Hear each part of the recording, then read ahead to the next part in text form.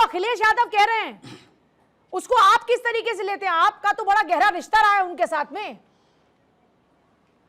देखिए, अखिलेश यादव जी जो कह रहे हैं उसके पीछे की पटकथा मैं आपको बता दूं। बताइए जरा। उत्तर प्रदेश में दो दो लड़कों की जोड़ी 2017 में हिट हो गई थी। ऐसी हिट हुई कि 2027 में और भी हिट होगी। देखिए, अखिलेश यादव जी को अपने यमवाई माई पे भरोसा नहीं रहा तो वो पीडीए लाए। काठ की हांडी एक बार तो सफल हो गई लोकसभा के चुनाव में, चाहे वो आरक्षण का शब्द हो, चाहे वो संविधान का शब्द हो, लेकिन 2027 के चुनाव आते आते चच्चा और बच्चा में झगड़ा हो गया। तो इस झगड़े को सुलझाने के लिए वो अमित शाह जी क्या गए और कहे कि अमित शाह जी, जो अन्य आपके घटक दल हैं जिनको मैंने ठग दिया है, उनको छल दिया है, उनके साथ अगर मैं भी आऊं तो मुझे क्या मिलेगा। तो शायद उनको वहां एक लिस्ट मिल गई जिस लिस्ट में ये लिखा होगा कि सुभाषपा को इतना सीट मिलेगा, आरएलडी को इतना सीट मिलेगा, निषाद पार्टी को इतना सीट मिलेगा और अनुप्रिया पटेल जी की पार्टी को इतना सीट मिलेगा। अगर आप इन सीटों से समर्थन रखते हो तो आप भी आइए, आपका भी स्वागत। अखिलेश यादव जी तो हमेशा भाजपा की बी टीम का काम किए हैं। आप उत्तराखंड देख लीजिए, आप मध्य प्रदेश देख लीजिए, यही गठबंधन जब मध्य प्रदेश में होता है तो मध्य प्रदेश के तत्कालीन मुख्यमंत्री कहते हैं कौन? अखिलेश। अखिलेश समाजवादी पार्टी के लोगों को और अखिलेश यादव को पूरे रात भर जगाया जाता है, सुबह एक भी टिकट नहीं दिया जाता है। और सम्मान की बात करेंगे समाजवादी जो अपने बाप के हाथ से माइक छीन ले। श्रद्धेय अरे तो आप उनके साथ क्यों गए थे फिर? सुन लीजिए, आपने सबको बोलने का मौका दिया, 10 सेकंड सुनिए। चौधरी चरण सिंह का सम्मान किसी ने किया है? तो एनडीए ने किया है, बीजेपी ने किया है, मोदी जी ने किया है। ये लोग किए क्या? भारत रत्न क्यों नहीं दे दिए? कांग्रेस की प्रवक्ता बड़ी बड़ी बात कर रही थी अभी, इनकी एक बहन आई थी, लड़की हूं लड़ सकती हूं, कहां गई भैया? 17 में ऐसा लड़ी कि 2 सीट छोड़िए 1 सीट पे आके इनकी पार्टी रुक गई थी।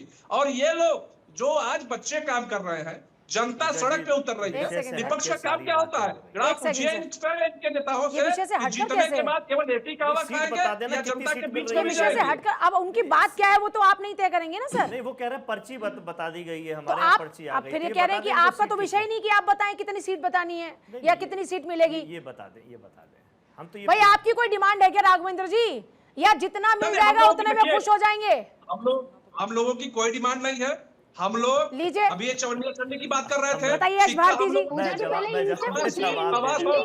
अखिलेश यादव ओम प्रकाश राजभर और जब जयंत चौधरी मिले तो 125 सीट पाए। ये चवन्नी छन्नी की बात करने वाले लोग तुच्छ लोग हैं। ये हमेशा आरोप लगाते हैं। तो ये बता दीजिए राघवेंद्र जी, एक सवाल और, आपने समाजवादी पार्टी को बढ़ाने का काम किया या इन्होंने आप लोगों को बढ़ाने का काम किया? देखिए, वो 17 में भी दिख चुका था और 27 में भी दिख जाएगा। इनकी छटपटाहट बता रही है कि इनके पास कोई बेस नहीं है। माई माई करने वाले आज पीडीए कर रहे हैं। बताइए क्यों बदल गए यश भारती, जल्दी से बताइए क्यों बदल गए?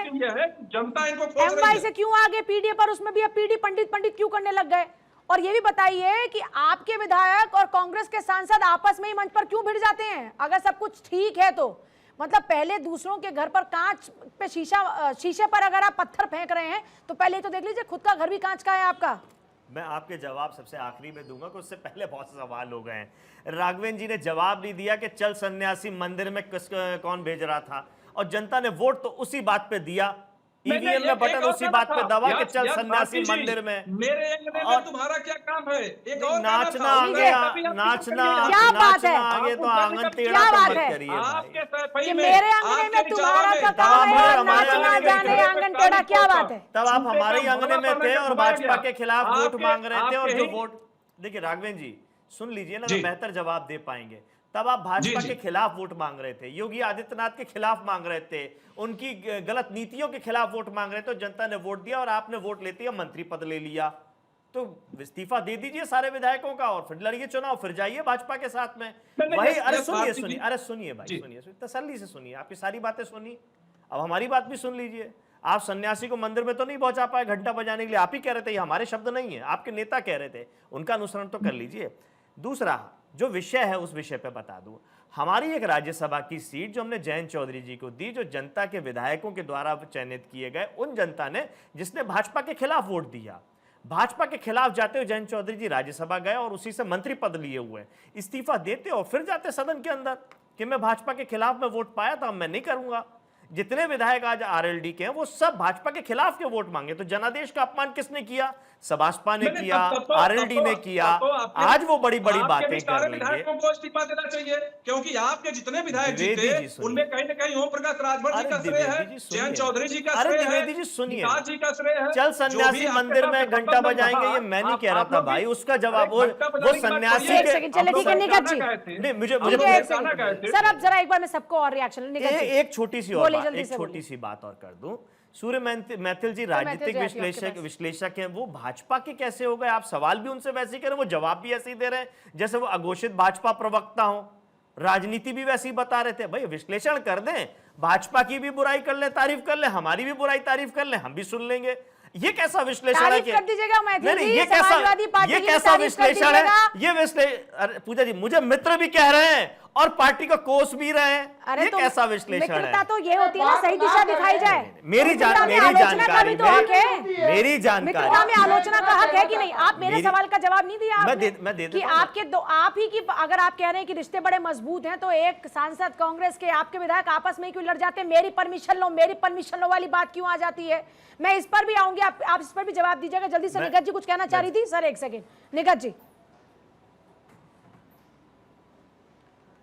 जी पूजा जी, मेरा शायद फ़ोन कट गया था तो इतनी देर में मैं बहुत कुछ सुन नहीं पाई होंगी, लेकिन मैंने आखिरी जो बात सुनी थी वो एक पैनलिस्ट बोले थे, शायद भारतीय जनता पार्टी के ही प्रवक्ता, कि बड़े बड़े आंकड़े गिरा रहे थे। जब आपने भी टोक दिया था और कहा था कि रैलियों में सुनाइएगा, कुछ आंकड़ों की बात मैं भी कर लेती हूँ। असल में क्या है ना, ये पढ़ाई नहीं करके आते हैं ना, ये एनसीआरबी अपनी एनसीआरबी का डेटा नहीं पढ़ के आते हैं। एनसीआरबी के डेटा से पता चलता है कि सिर्फ उत्तर प्रदेश की अगर बात करें तो महिलाओं के खिलाफ अपराध 66,000 से भी ज्यादा हर साल में हुए, और लेटेस्ट नंबर 1 पे उत्तर प्रदेश चल रहा है महिलाओं के खिलाफ अपराधों में। नंबर 1 पे उत्तर प्रदेश चल रहा है महिलाओं के खिलाफ जो डाउरी डेथ्स होती है, जो महिलाओं की डाउरी डेथ्स हो जाती है। आप के गणित पर सवाल, नहीं सुनिए, नहीं मैं आपके गणित पर सवाल पूछ रही हूं पूजा जी। जो आप गणित नहीं गणित तो ये है ना, गणित यही के नेता आपस में क्यों भिड़ जाते हैं? देश की जनता के सवाल हैं। मैं पूछ रही हूँ कि आप दोनों के नेता आपस में क्यों भिड़ जाते हैं? भिड़ रहे हैं, ये कहां से? क्यों आपके इमरान मसूद और समाजवादी पार्टी के विधायक आशू मलिक क्यों आपस में तीखी बहस करने लग जाते हैं? मुझसे परमिशन लो इमरान मसूद कैसे कहने लग जाते हैं? इस पर भी जवाब दीजिए ना। जनता ये भी जानना चाहती है कि जब आप एकजुट हैं तो फिर ऐसी बातें क्यों आ रही हैं?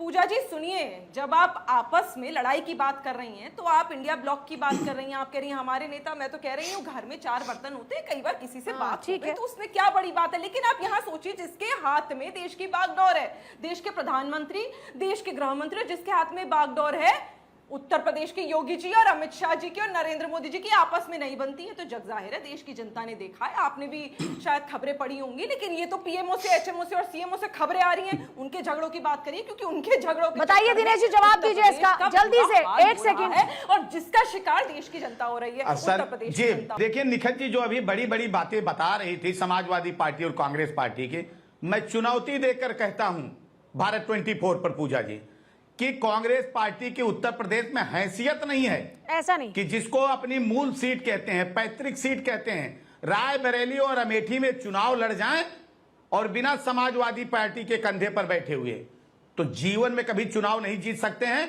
और कंधे के बैठने के बावजूद भी भारतीय जनता पार्टी ने उनको उनके घर में घुसकर चुनाव हराया था। मैं इस पर भी नहीं जाता हूं पूजा जी। मैं आता हूं दूसरी बात, आप भी कि देखिए चुनाव तो आपके नेता भी हारे पार्टी जी,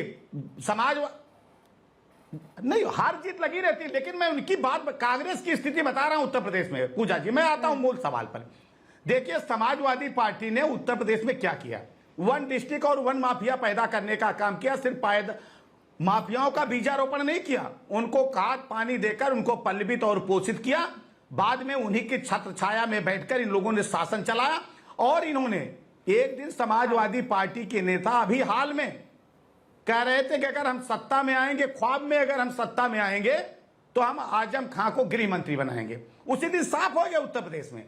उत्तर प्रदेश के लोग समझते हैं समाजवादी पार्टी का। और मैं तो इनको ये सलाह दे रहा हूं समाजवादी पार्टी को कि सपने में जो सरकार बना रहे हैं, जो गृह मंत्रालय दे रहे हैं ना, उनको पशुपालन भी दे दीजिएगा ख्वाब में, क्योंकि भैंस खोजने का भी अनुभव बहुत अच्छा है। और यही नहीं, गायत्री प्रसाद प्रजापति को आप महिला बाल विकास दे दीजिएगा। सर आज के टॉपिक पर कहीं भटका नहीं हूं। और दूसरी चीज, जी आज ही के टॉपिक पे, आज ही के। और इनका इंडिया अलायंस क्या है आपने बार बार पूछा, तो आज ही इनका समन्वय दिख गया ना, इमरान मसूद और आसू मलिक के रूप में जवाब नहीं दे पाए।